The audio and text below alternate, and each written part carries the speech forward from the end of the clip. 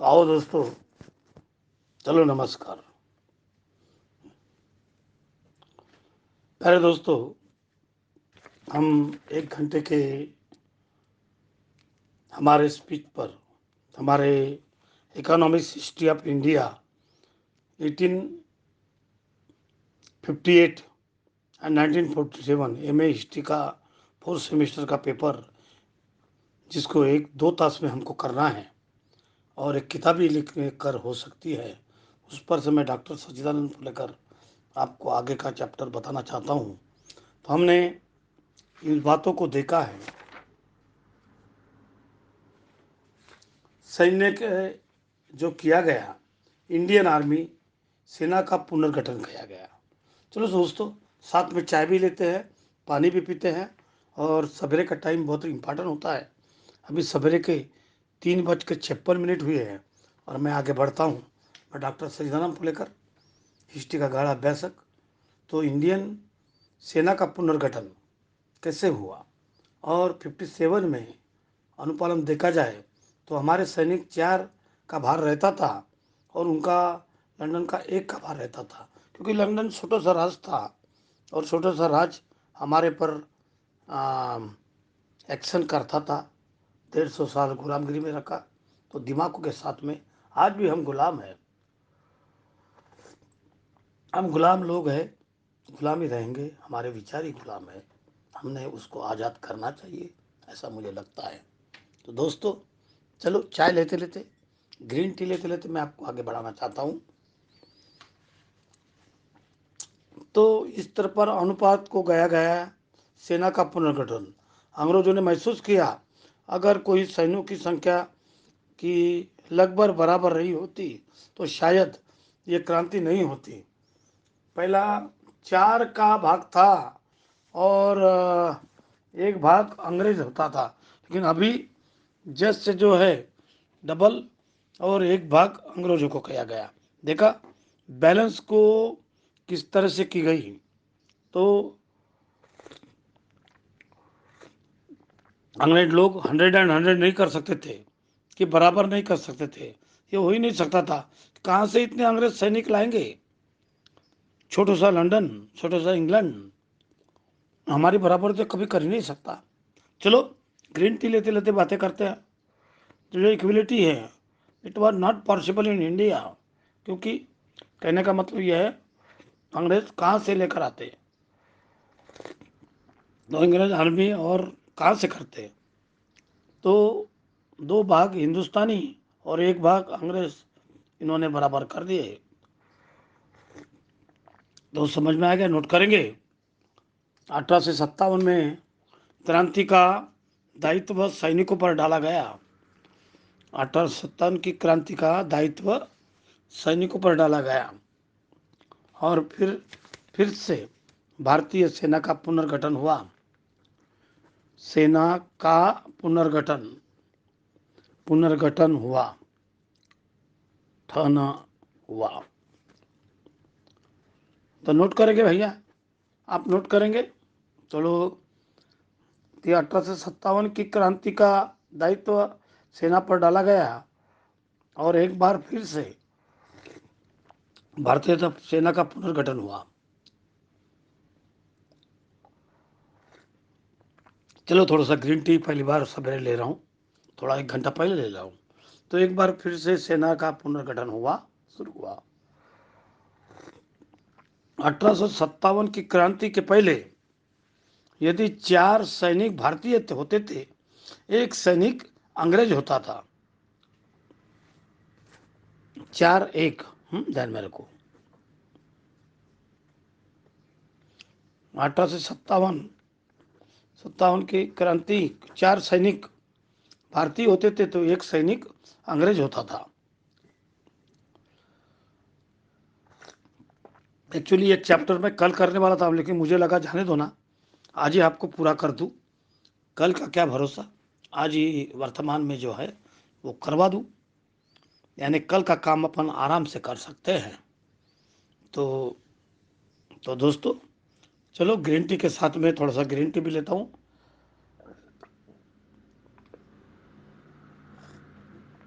दोस्तों, हर बात बड़ी कोई बात नहीं होती, थोड़ा सा मेहनत करने वाले की हार नहीं होती। तो दोस्तों, हम इस बातों की तरफ ध्यान देते हैं कि 1857 का जो बातें हुई, तो देखिए किस तरह से धीरे धीरे परिवर्तन हो गया। तो मेरे दोस्तों, हम इस बातों को भी ध्यान देंगे कि 1857 वीर सावरकर की पुस्तक लिखी, बहादुर शाह जफर ने जो क्रांति किया, उनके बच्चे को मारा गया और फर्स्ट इंडियन कंपनी आई। 1857 का इंग्लैंड की प्रशासकीय ढांचा किस तरह से किया, लॉर्ड किंग ने लॉर्ड पेंडिंग में और नवीन प्रशासकीय ठाया गया। महारानी विक्टोरिया ने इधर ध्यान दिया और वाइसराय ने, एक वाइसराय लैंड लॉर्ड कैनिंग हमको निम्नलिखित हो गई। चलो आगे बढ़ते हैं। बात हो रही है यहाँ पर, जो बात हो रही है सेना की, वो चार चार भारतीय थे और एक भाग अंग्रेजों का था। अब जो है दो सेना को फिर से मेंटेन किया गया, दो भाग, भारतीयों की संख्या दो भाग और एक भाग में डिवाइडेशन किया गया। तो इस तरह से एक्चुअली मजबूरी थी, अंग्रेजों के पास अंग्रेज सैनिक ज़्यादा होते तो ये रेशियो 4 इंग्लैंड करते और भारत को 1 कर सकते थे। लेकिन उनके तरफ में आज भी संख्या नहीं है, दिमाग था, लेकिन आज उनका दिमाग नहीं चलता।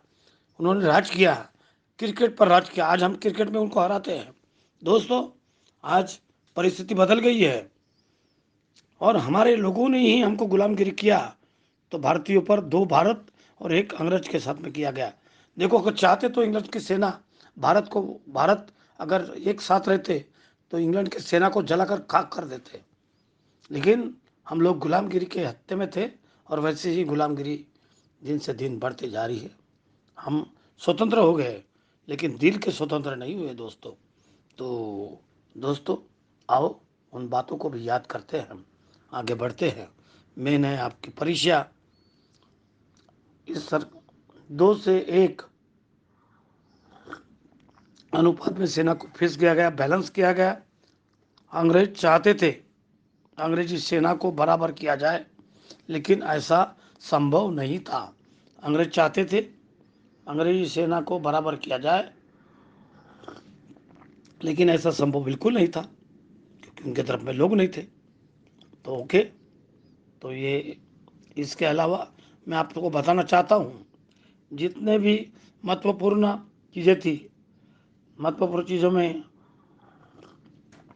अंग्रेजों के जितने आए गार्ड थे, हथियार, तो गोला बारूद, बंदूक, जितनी युद्ध कर थे, यहाँ पर उनके हथियार थे, गोला बारूद और डिफेंस बनते थे। ये सब जगहों से नियंत्रण से निकालते थे, सारे जगहों से, भारत जगहों से निकल गया, मेन पदों से भारत को बाजू में रखा गया। तो दोस्तों, कितने होशियार थे। तो चलो दोस्तों, ग्रीन टी के साथ में जितने भी सेना के महत्वपूर्ण पदे थे, महत्वपूर्ण ऑफिस थे, जैसे बंदूक जहाँ बनता था, कारखाने थे, वो सबका मालिक अंग्रेजों को बना गया, इंडियंस को रिड्यूस किया गया। क्योंकि देखो, अपने को गुलामगिरी के समान उन्होंने नोट किया है। तो महत्वपूर्ण स्थलों पर उन्होंने अंग्रेजों को ही लगा, क्योंकि वो होशियार थे। अंग्रेजों की नियुक्ति की गई, लिख लीजिए। महत्वपूर्ण बंदूक का जो शस्त्रागार था, तोप के गोले बनते थे, जहां पर अस्त्र शस्त्र रखे जाते थे, तो सारे जगहों पर अंग्रेज अधिकारी को रखा गया, नियुक्त किया गया। महत्वपूर्ण स्थल थे, वहां पर अंग्रेजों को महत्वपूर्ण नियुक्ति की गई। बंदूक, तोप गोले और अस्त्र शस्त्र बनते थे, वहाँ पर अंग्रेज अधिकारी रहते थे और बराबर भी है उनका। उनको अगर भारत में रखे जाए तो भारत के लोग तो क्रांति करते, इसलिए उन्होंने जो किया वो बराबर है। अंग्रेजों ने इस तरह से इंडियन आर्मी को बैलेंस किया, तो वो तो करना ही आवश्यक था। तो चलो, जो राज करेगा वो इस तरह से बैलेंस करेगा। कोई संचालक है तो अपने बाल बच्चों को नौकरी देगा, अगर कोई डॉक्टर का दवाखाना चलाता है, बाल बच्चों को राजा बनाएगा। वो कितना डॉक्टर होशियार है उसके तरफ ध्यान नहीं देगा। तो दोस्तों चलो, मैं आपको नोट कराते चल रहा हूँ, तो आपको पढ़ने की ज़रूरत नहीं पड़ेगी। इतनी सोपी भाषा से मैं आपसे बातें कर रहा हूँ। इंडियन आर्मी की जो बातें कर रहे हैं, मैं आपको बता रहा था। जो 1857 की लड़ाई जो हुई, उसमें से महत्वपूर्ण रोल था वो सेना का रोल था। सेना का मरगठन, सेना का पुनर्गठन पर हम बातें कर रहे थे। तो सारी जो जिम्मेदारी थी आर्मी पर डालाई जा रही थी, तो अंग्रेजों ने सेना का पुनर्गठन की शुरुआत की। पहली चीज थी, पहली जो 1857 की लड़ाई जो थी, तो क्रांति से पहले 4 भारतीय सैनिक और 1 अंग्रेज होता था। लेकिन जब ये लड़ाई हो गई तो मुझे को लगा कि हमको यूरोपियन सैनिक को बढ़ाना होगा। हिंदुस्तान के सैनिक, भारत के सैनिक है, अधिक विश्वास नहीं किया जा सकता। अब 2 भारतीय पर ये एक अंग्रेज किया गया, क्योंकि ये सब बातें तात्या टोपे हमारे जो लोग थे जिन्होंने देश में क्रांति किए, उनके कारण जो हुआ। तो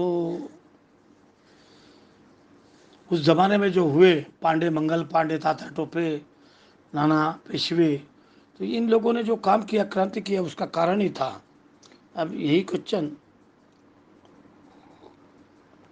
और यही क्वेश्चन जो है, तो दोस्तों चलो, चाय पीते पीते मैं आपको आज पूरा यही क्वेश्चन जो है, आईएएस में पूछा जाए कि 1858 में भारतीय सेना का एग्जिट रेशियो क्या था, तो आपका आंसर क्या होगा? 2 में से 1। तो आईएएस में ऐसे क्वेश्चन आते हैं। अब मैं बता रहा था आपको, कहा जाता है सैनिकों की जाति के आधार पर बांटी गई। सैनिकों को, सैनिकों का जाति के आधार पर बांटा गया।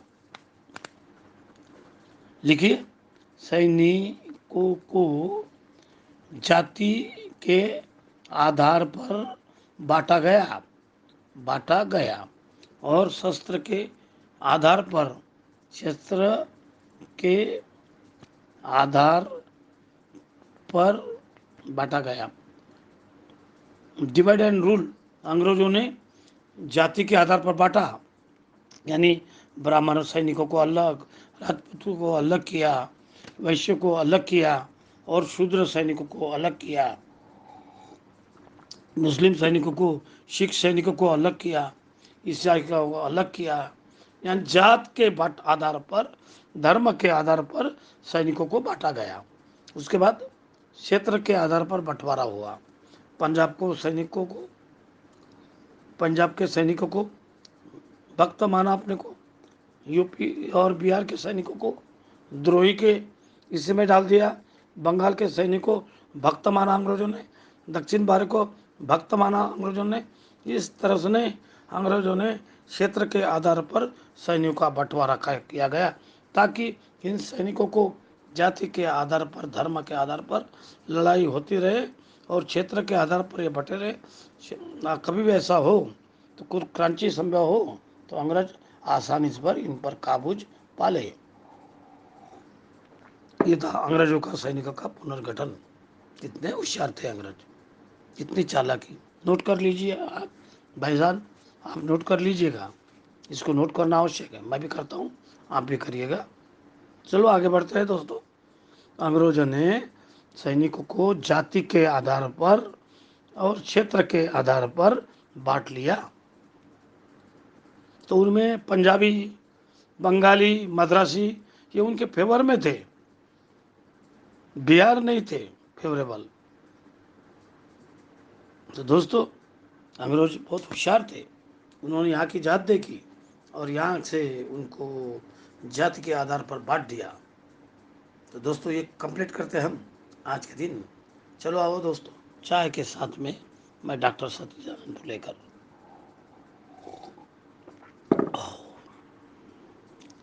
तो ठीक है दोस्तों, ये देखा आपने, ये आपको क्लियर हो गई, कोई प्रॉब्लम नहीं आना चाहिए। तो चलो दोस्तों,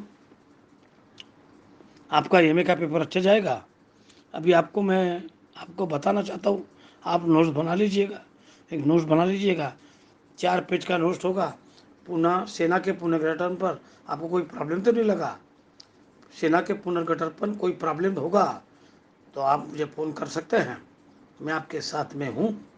तो चलो दोस्तों, ओके मेरे दोस्त, आपका सबका शुक्रिया करता हूँ। तो आ जाइए, आगे बातें करते हैं। ऑलरेडी अभी हम डालेंगे प्रशासन का विकेंद्रीकरण, प्रशासन का विकेंद्रीकरण, केंद्रीकरण लिख लीजिए। प्रशासन का विकेंद्रीकरण, प्रशासन का विकेंद्रीकरण। चलो अंडरलाइन कर लीजिएगा, प्रशासन का विकेंद्रीकरण, प्रशासन का विकेंद्रीकरण।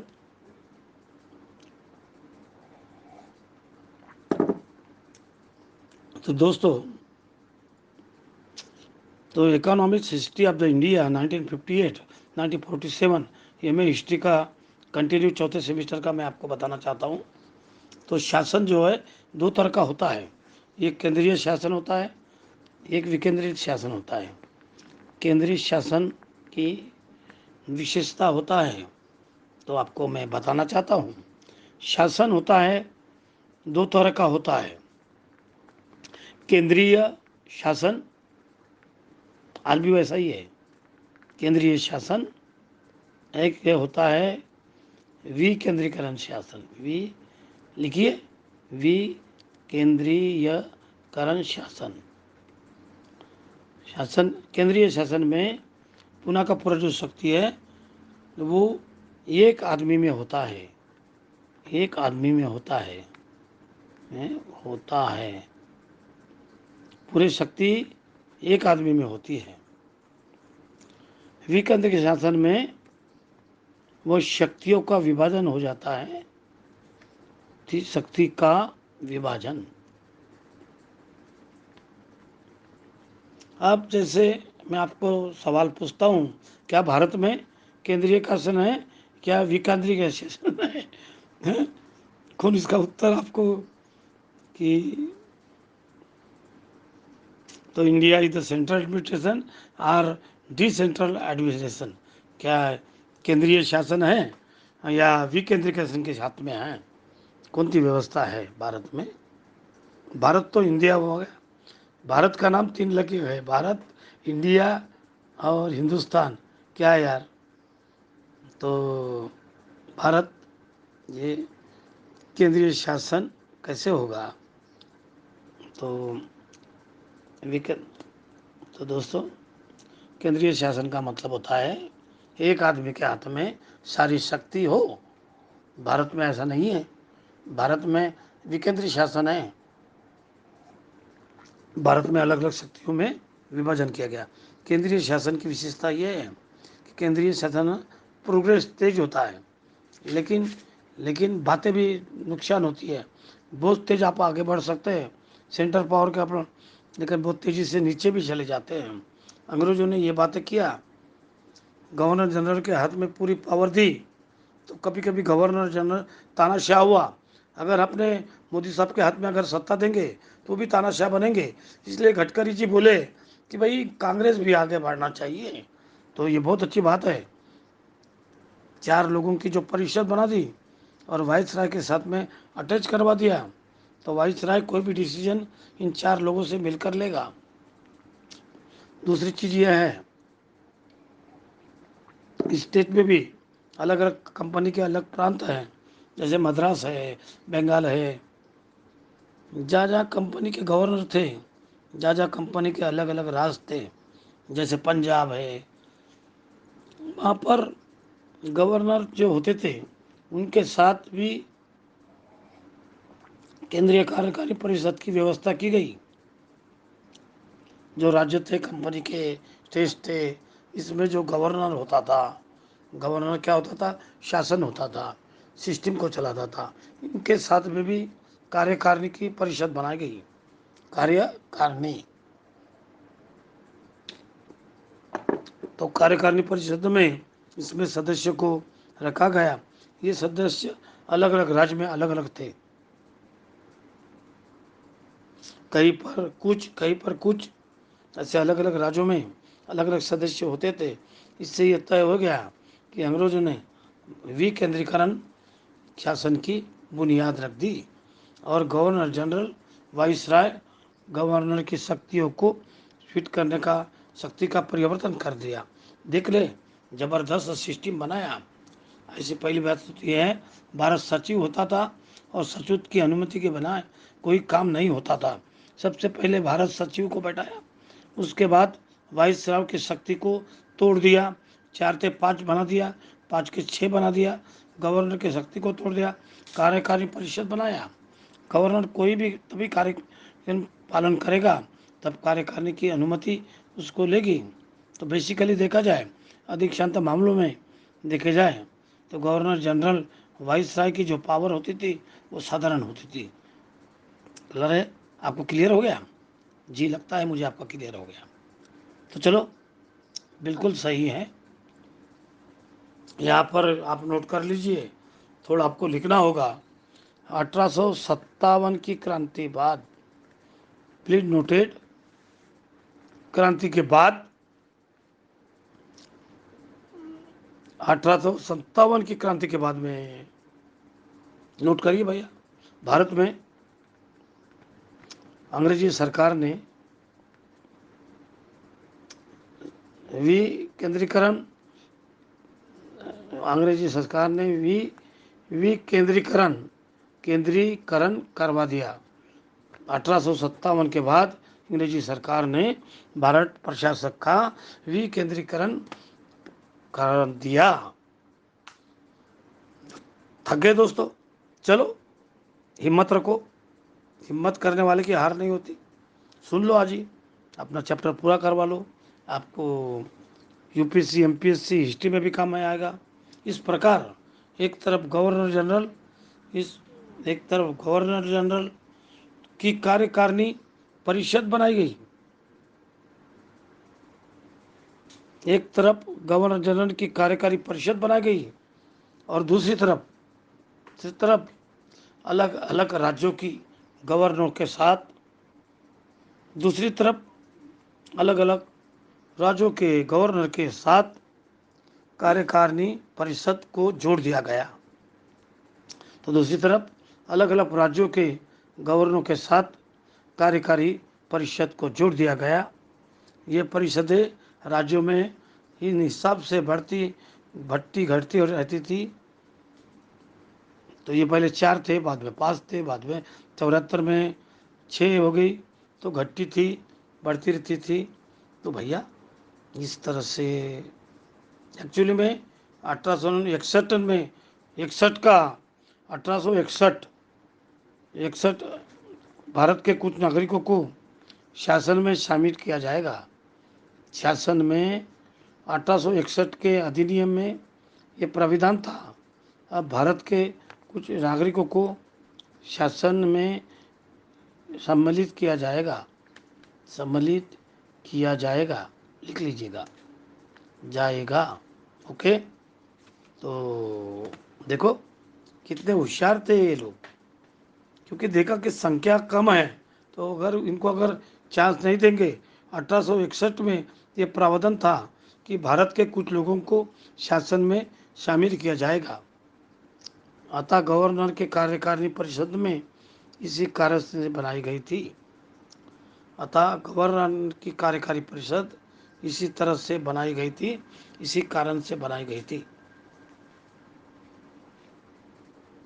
दोस्तों, थकते हैं, कंटिन्यू 2 तास बोलना, नॉट ए जोक, लेकिन I am give the challenge to you, nothing for me. Okay, तो दोस्तों चलो आगे बढ़ जाते हैं। थोड़ा सा हम स्थानीय निकाय के बारे में पढ़ेंगे। अगर इस कॉन्सेप्ट को हम एग्जाम में ध्यान में रखेंगे तो आपको नंबर पूरा मिलेगा। यहाँ पर इतना समझ लेना है, अंग्रेज इस नतीजे पर पहुँचे कि भारत में जो पावर है गवर्नर की, गवर्नर जनरल की, अधिकारी की, उसी सेकंड बैलेंस किया जाए, क्योंकि अगर सेकंड बैलेंस नहीं किया जाए तो उपद्रव होने के चांसेस बढ़ जाएंगे। आपको मैं बता दूं, आज़ादी के बाद यही चीज़ हमारे गवर्नमेंट ने एडप्ट किया, भारत में विकेंद्रीय प्रशासन को अपनाया, और ये बाबा साहब ने संविधान का अभ्यास करते हुए जहाँ वहाँ इस तरह से अभ्यास किया। तो दोस्तों, इंग्लिश लोगों ने बहुत सारा नॉलेज भी दिया, राज भी किया, लेकिन दिमाग के साथ में उनके राज को अपन समझना चाहिए। हर अधिकारी नीचे अधिकारी है, हर अधिकारी का नहीं ऊपर अधिकारी है, इस तरह से पावर है, वो चेक एंड बैलेंस है। मान लीजिए कोई गड़बड़ भी हो जाता है तो बाकी लोग उसको बैलेंस कर लेते हैं, और यही वजह है जो विकेंद्रीकरण शासन प्रणाली है ये दूरदर्शी मानी जाती है। लंबे समय तक जो प्रशासक चलता है, जो डिसेंट्रलाइज गवर्नमेंट है, तो बड़े हमारे देश में हमारा जो कॉन्स्टिट्यूशन है, हमारा संविधान है, वो दुनिया का सबसे बड़ा और सबसे खूबसूरत संविधान है। इसलिए बाबा साहब को हम नमन करते हैं। उनकी दुनिया भर की जो सबसे अच्छी व्यवस्था थी उसमें शामिल किया गया। बाबा साहब ने कई रात रातें जागे, और आज ये दोस्तों कोई इस तरह से होशियार लोगों को आप लोगे तो उसका काम समाज के परिवर्तन में आएगा। तो दोस्तों, मेरे साथियों, ये चीज़ आपको क्लियर हुई कि नहीं? तो मैं आपको बता तो देता हूँ, अगर क्लियर हुई तो चलो, प्रशासन का जो विकेंद्रीकरण ये क्लियर हो गया है, शायद ये क्लियर हो गया, ऐसा मुझे लग रहा है। चलो आगे बढ़ते हैं, थोड़ा पानी भी लेते हैं। बताइए दोस्तों, ये कैपिटल क्लियर है? कोई प्रॉब्लम तो नहीं है, कोई इश्यू तो नहीं है?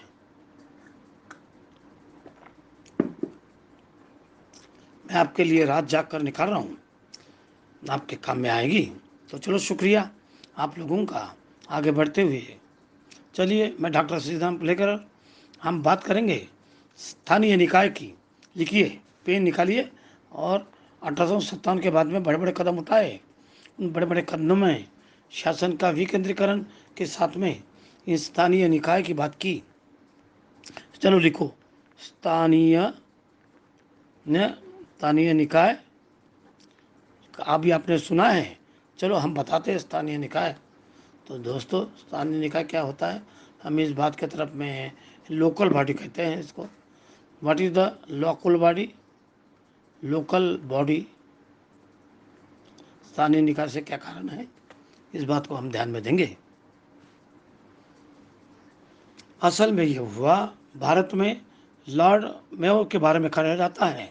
लॉर्ड मेयो, लॉर्ड लिखिए, Lord Mayo, Lord Mayo, Lord Mayo ने कहा था कि भारत के लोगों को इस स्थानीय शासन में, स्थानीय शासन है उसे सौंप देना चाहिए, देना चाहिए चाहिए जैसे आज नगर पालिका हो गई, नगर पालिका आपको मालूम है, नगर महापालिका। वैसा मैं नगराध्यक्ष रहा, और बहुत अच्छा नगराध्यक्ष रहा, मुझे सब मालूम है। इसका फ़ायदा भी आपको हो रहा है। नगर महापालिका, नगर महापालिका स्थानीय, और भारत के लोगों को थोड़ा बहुत ये जिम्मेदारी देना चाहिए। अंग्रेज़ों का कहना था जी, जैसे शहर का जो मैनेजमेंट है, गांव का मैनेजमेंट है, जितना मुखिया करेगा वो दूसरा इंग्लैंड की गवर्नमेंट नहीं कर सकती। इसलिए नगर पालिका में, नगर महापालिका में नगर निकाय को गठन हुआ, सबसे पहले लॉर्ड मेयो लिख कर रखिए भाई, Lord Mayo, sir Lord Mayo ने स्थानीय निकाय की बात की, थोड़ा बहुत प्रतिबंधक के साथ में। तो ध्यान में है, नोट कर लीजिए, मैं भी नोट कर रहा हूँ। चलो आपको पूरे के पूरे मार्क मैं मिला दूंगा अगर ये मेरा चैप्टर आप पढ़ते हैं और सुनते हैं। तो भाई दोस्तों, मैं बैठकर खड़े होकर पढ़ा रहा हूँ, तो आप सही बात तो ध्यान में रखो।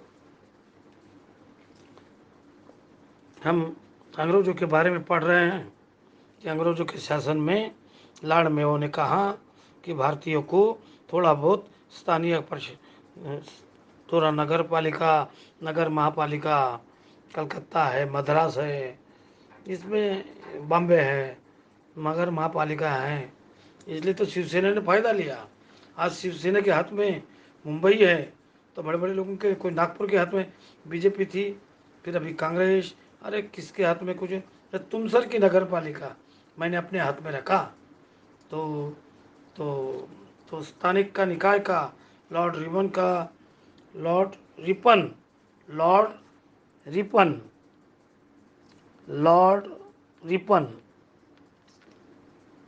स्थानीय जनक जो है, लॉर्ड रिपन को माना जा, भारत भारत प्रशासन का जनक किसको माना जाता है? तो आपका आंसर होगा लॉर्ड रिपन का होगा। तो लॉर्ड रिपन, ये इसने भारतीय को राजनीति का गवर्नर जनरल था, जिसने भारत को, लोगों को राजनीति का पाठ पढ़ाया, वो था लॉर्ड रिपन। सबसे पहले लॉर्ड रिपन, स्थानीय प्रशासन का जनक जो है वो लॉर्ड रिपन को माना जाता है दोस्तों। तो नोट कर लीजिए दोस्तों, सबसे पहले भारत में स्थानीय प्रशासन का जनक लॉर्ड रिपन को माना जाता है। Lord Ripon, Lord Ripon, Lord Mayo अलग है, तो नोट कर लीजिए इस लाइन को। इस तरह भारत में मद्रास है, कलकत्ता है, मुंबई है, दिल्ली है, तो यहाँ पर महानगर पालिका का हुआ। दिल्ली में जैसे राज्य भी है, हाँ, बम्बे है, ये जितने जितने बड़े बड़े शहर थे, यहाँ नगर पालिका, महानगर पालिका गठन हुआ और ये भारतीय को ही चुना गया और उन्हें शहर की व्यवस्थित संभालने की आज़ादी दी गई।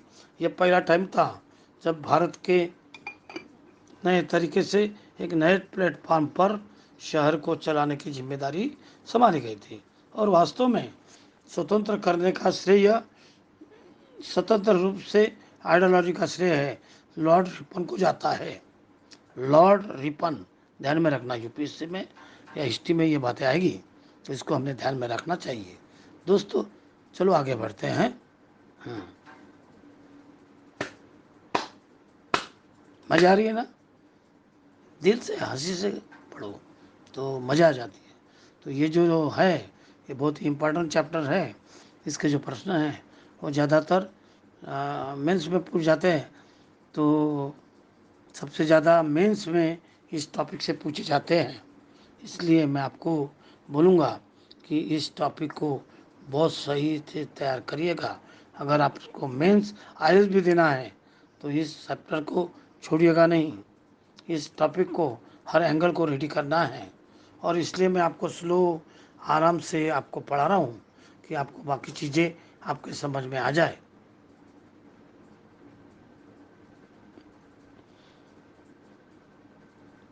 दोस्तों चलो हम चलते हैं, थोड़ा सा आर्थिक निधि पर बातें करेंगे कि 1858 के बाद आर्थिक नीति क्या थी। 1858 के बाद भारत की आर्थिक निधि क्या थी, निधि क्या थी?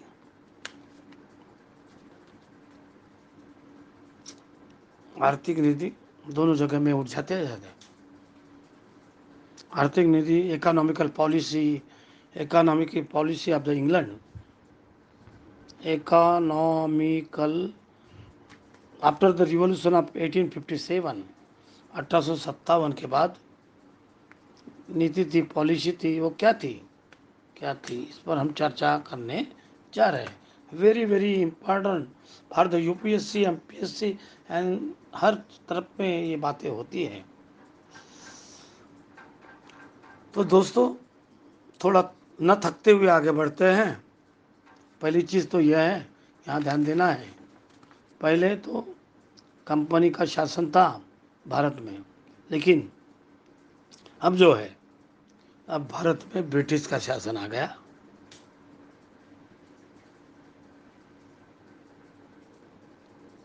तो ठीक है, पहले तो सिर्फ कंपनी थी, अब भारत में ब्रिटिश शासन आ गया। ब्रिटिश शासन में आने के बाद, अंग्रेज़ों के शासन में बाद, भारत का जो आर्थिक शोषण है वो और भी ज़्यादा बढ़ गया। यकीन मानिए, भारत का आर्थिक शोषण और ज़्यादा बढ़ गया।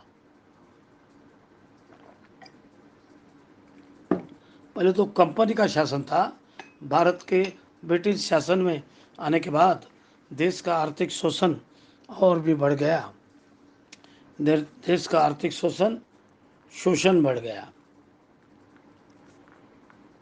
गया। ब्रिटिश शासन, अंग्रेजों ने एक कच्चे माल का उत्पादक देश बना दिया। कच्चे माल का, भारत को कच्चे माल का उत्पादक प्रधान देश बन गया। ये भारत का नाम पूरे दूसरे नाम का इकोनॉमी में जाना था। ये देश है जो सारी दुनिया में सोने की चिड़िया के रूप में जाना जाता था। यहाँ के सूती कपड़े, रेशमी कपड़े, मलमल के कपड़े, यहाँ के मसाले, यहाँ सब हाथी के दांत, खुशबूदार लकड़ी। आज भारत कच्चे माल का देश बन गया। भारत में जितने भी बड़े बड़े कारीगर थे, शिल्पी थे, सबको मजदूर बना दिया गया अंग्रेजों ने, और उनसे कपास की खेती करवाने लगे, चाय की बागान में काम करवाने लगे। यहाँ तक कि जितने रॉयल मटेरियल थे, सब इंडिया को प्रोड्यूस करने में लगा दिया। भारत की आर्थिक स्वतंत्रता थी, वो सब समाप्त कर दी गई। तो भारत कंगाल हो गया, कच्चे माल का उत्पादक बन गया। कच्चा माल जो है वो इंग्लैंड के शहर में ले जाया जाता था।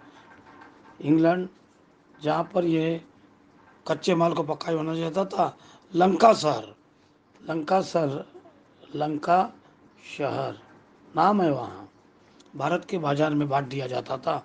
कहा जाता है वो कभी दुनिया में कपड़ा पहनाना था, अब भारत इंग्लैंड का कपड़ा पहनने के लिए मजबूर हो गया, और इसलिए महात्मा गांधी ने खादी का उत्पादन किया था। भारत के बाजार को देखो दोस्तों, भारत के बाजार को अंग्रेजों ने अंग्रेजों ने खोल दिया।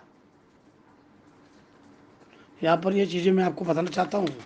इंग्लैंड से जो माल आता था तो भारत पर वो बिना किसी टैक्स से एंट्री कर जाता था, लेकिन इंडिया का माल इंग्लैंड जाता था तो अंग्रेजों ने 100% टैक्स पर बढ़ा दिया।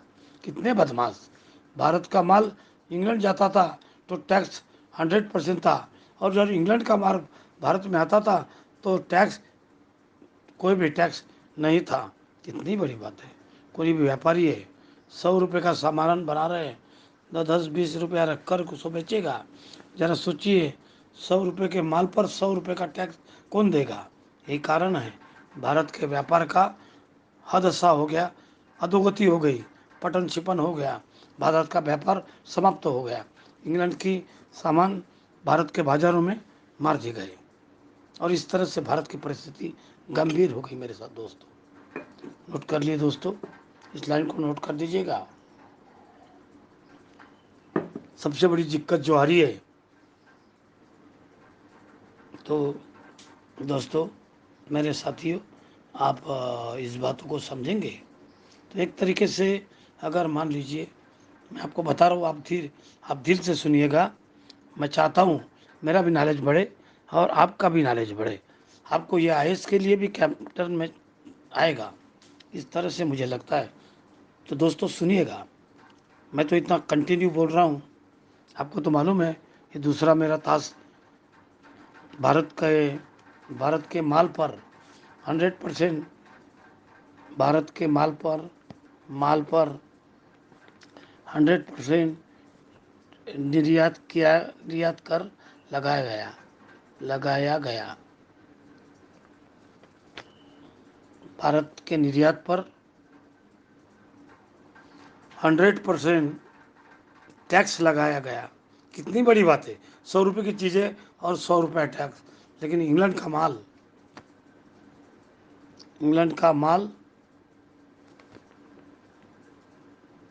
कोई भी टैक्स नहीं। तो कोई भी तो इंग्लैंड की चीज़ लेगा ना भाई, कम से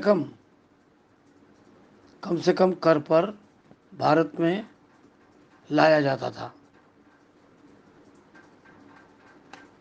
भाई राजे तो वो थे ना, तो राजा वो थे, वो तो कुछ भी करेंगे। वो तो यहाँ के लेडीज लोगों का उपयोग, पुरुषों का उपयोग, ये सभी जो गोरे गोरे दिखते हैं हम लोग, ये इसी के कारण दिखते हैं। इंग्लैंड ने मस्त मज़ा किया यार, खूब मज़ा किया। और आज भारत की हालत अंग्रेज़ों के कारण, हम भी अंग्रेज़ों के गुलाम बन गए हैं। उस ज़माने में भी, आज के ज़माने में भी इंग्लैंड ने जो राज किया 150 साल, ये बहुत कठिनाई का राज था। और उपभोग लिया, स्त्रियाँ का उपयोग लिया, सभी का उपयोग लिया, नौकर बनाया, और आपस में झगड़ा लड़ाकर उसने जातियों में बांटा, सब में बांटा। पाकिस्तान उन्हीं का कारण बन गया, और हमने अपने सिर पर उनको बैठाए। इसका परिणाम हम भोग रहे हैं आज पूरा भारत, पूरे। तो चलो दोस्तों, 5वें नंबर पर बात करेंगे, दुनिया का हर देश, विश्व का पूरा देश, विश्व का देश अपने यहाँ विदेशी माल पर, लिखिए दोस्तों, प्रतिबंध और कर लगा रहा था। और दुनिया के जितने थे, फ्रांस हो, जर्मनी हो, रूस हो, इंग्लैंड हो, ये सब अपने देश के व्यापार को आरक्षित और संरक्षित कर रहे थे। दुनिया के अलग अलग देशों से जो माल आ रहा था, उन पर बैन किया जा रहा था, उनको रोका जा रहा था, उनको एक्सरसाइज कराया जा रहा था। दुनिया के हर देश आयात को हर उत्तेजित कर रहे थे, निर्यात को बढ़ा रहे थे। भारत के साथ ये सब उल्टा था, इंडिया के साथ ये सीधे उल्टा था। भारत एक गुलाम था, और गुलामों को गुलामों की परिस्थिति भोगना पड़ता है। तो हम गुलाम हैं भाई। इंडिया क्या था, एक गुलाम था। भारत भारत के हाथ बंधे हुए थे। भारत अगर आज़ाद होता, ब्रिटिश माल पर बैन कर लगा देता, ब्रिटिश माल कर आने नहीं देता। सबसे पहले तो हमारे व्यापारियों पर सामान निर्यात करता, हमारे व्यापारी को लाभ पहुंचाता। लेकिन भारत के हाथ बंधे थे, भारत इस पर बैन नहीं लगा सकता था। इस तरह से अंग्रेजों ने इंग्लैंड के माल से भारत के बाज़ारों में बांट दिया। जहाँ भारत के व्यापारी थे, शिल्पी थे, तरह तरह के प्रतिबंध थे, और इंग्लैंड के व्यापारी स्वतंत्र थे। इस प्रकार भारत के व्यापार के पटक हो गया। यकीन मानिए, पहले सिर्फ भारत पर कंपनी शासन करती थी, अब भारत पर पूरा इंग्लैंड शासन कर रहा था। और इंग्लैंड पूरा का पूरा एक दैत्य के समान था। उसने सब ने निकल लिया, हिंदुस्तान का पूरी इकोनॉमी को निकल लिया। और इस प्रकार इस सोने की चिड़िया को मिट्टी की चिड़िया में परिवर्तन की गई। आज उसका परिणाम हम भोग रहे हैं। हमारी गरीबी, हमारी सब, दादा भाई नौरोजी ने लिखा, दादा भाई नौरोजी कहते हैं, राजा राम मोहन राय ने भारत को अंग्रेजों आने का स्वागत किया। दादा भाई नौरोजी ने ऐसा लिखा। क्या लिखा? दादा भाई नौरोजी लिखते हैं, दोस्तों इतिहास के पन्ने मालूम होना चाहिए। दादा भाई नौरोजी ने लिखा कि भारत की जो अर्थव्यवस्था है वो कंगाल होती जा रही है। दादा भाई नौरोजी का एक स्टेटमेंट है। दादा भाई नौरोजी कहते हैं, इन्होंने बकाया एक लिखा था, un British rule, un British rule, दादा भाई and poverty of India, on British rule लेख लिखा था, आप अन ब्रिटिश भारत की भारत की अंग्रेज गंगा नदी से धन को निचोड़ते हैं और टेम्स नदी में जाकर निचोड़ देते हैं। अंग्रेज नदी में गंगा नदी से धन को सोखते हैं। आप गंगा नदी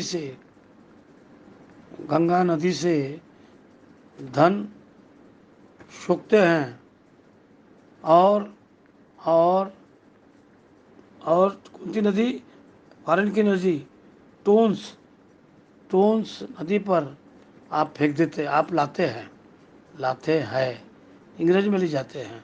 आप भारत का माल पूरे कंगाल करके टेम्स नदी पर आप डाल देते हैं। तो दोस्तों, आपको समझ गया इस तरह से अंग्रेजों की पॉलिसी। मैं आपको ये चीज़ बता रहा हूँ, ये इकोनॉमिकल कंडीशन थी अंग्रेजों की। तो आज बस इतना ही। तो आज के सवाल के मैं आपको उनको ज़रूर बताता। तो दोस्तों, चलो आज मैं इतना ही बातें बताता हूँ। चलो दोस्तों, तो हम आज इतना ही रोक कर भारत के महान शख्सियत को हमने आज एक हालत चलो, सुबह हो गई। आपको चिड़ियों की आवाज़ के साथ में मैं आपका स्वागत करता हूँ। भारत के गीतों के साथ में आपका स्वागत करता हूँ। नमो बुद्धाय। बुद्ध की कंट्री मुगलों ने गुलामी की।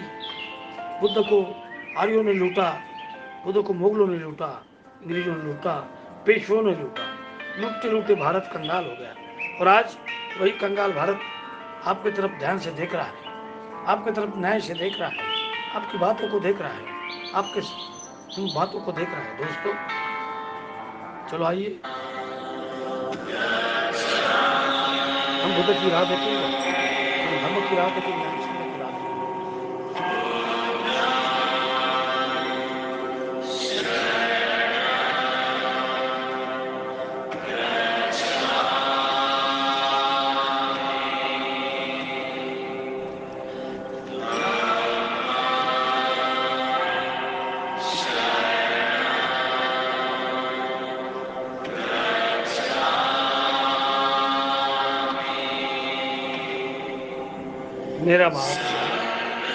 मेरा भारत पाकिस्तान का टुकड़ा बना, भारत का कई टुकड़े बने और हम भारत को बोलने लगे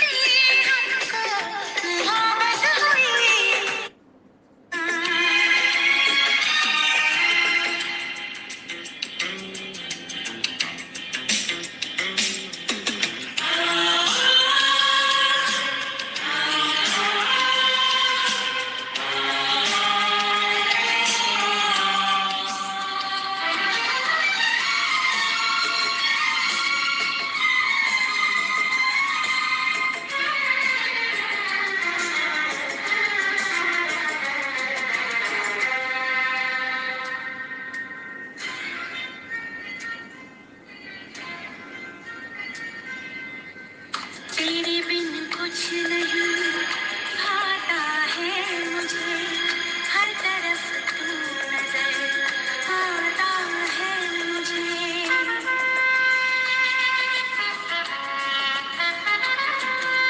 तेरे बिन कुछ नहीं भाता है मुझे, हर तरफ तू नजर।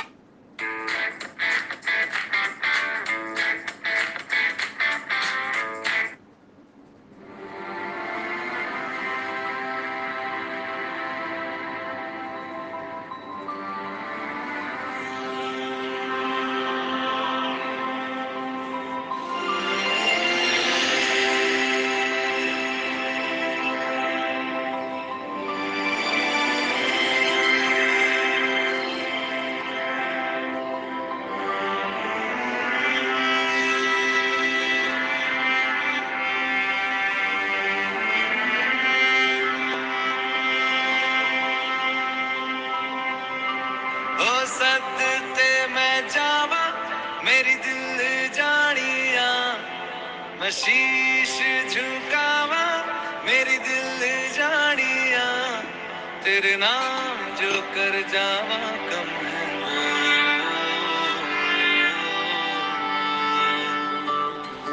तू सारे जहां से प्यारी मेरे भारत की बेटी है, सारे जहां पे भारी मेरे भारत की बेटी, दिल जान है शान हमारी मेरे भारत की बेटी, जीती रहो जीतती रहो।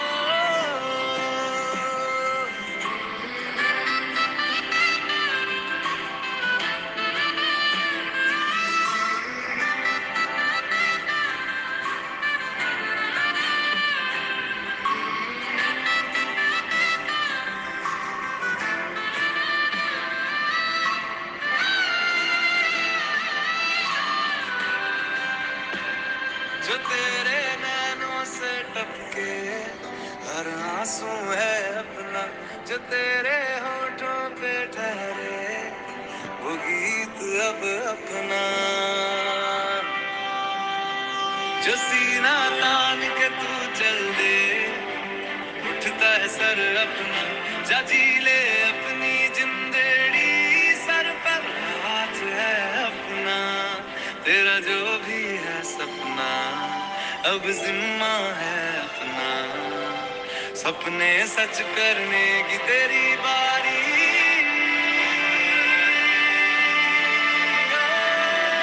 तू सारे जहां से प्यारी मेरे भारत की बेटी है, सारे जहां पे भारी मेरे भारत की बेटी, दिल जान है शान हमारी मेरे भारत की बेटी, जीती रहो जीतती रहो।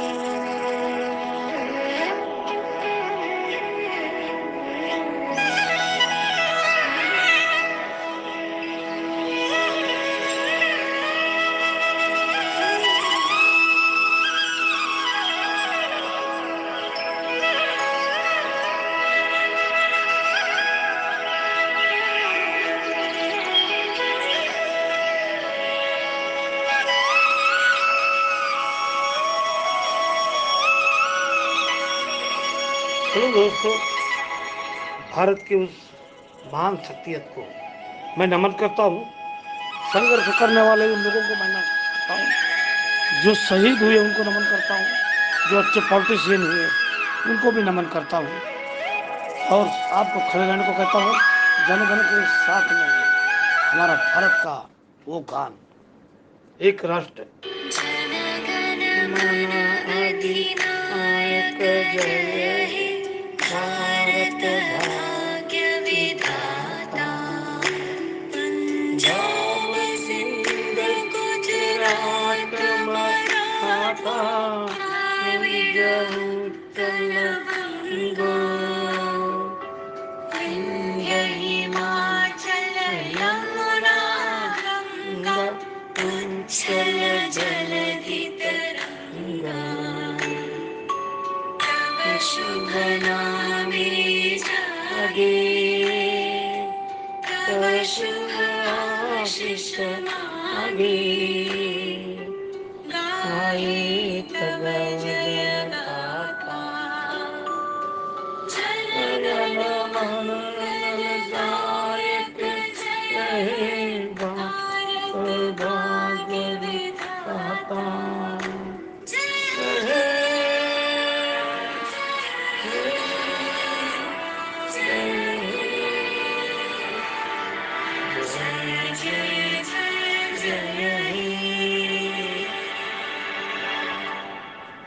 बोलो भारत माता की। सारे जहां से अच्छा हिंदुस्तान हमारा। मेरे साथियों, नमो बुद्धाय। साधु साधु साधु।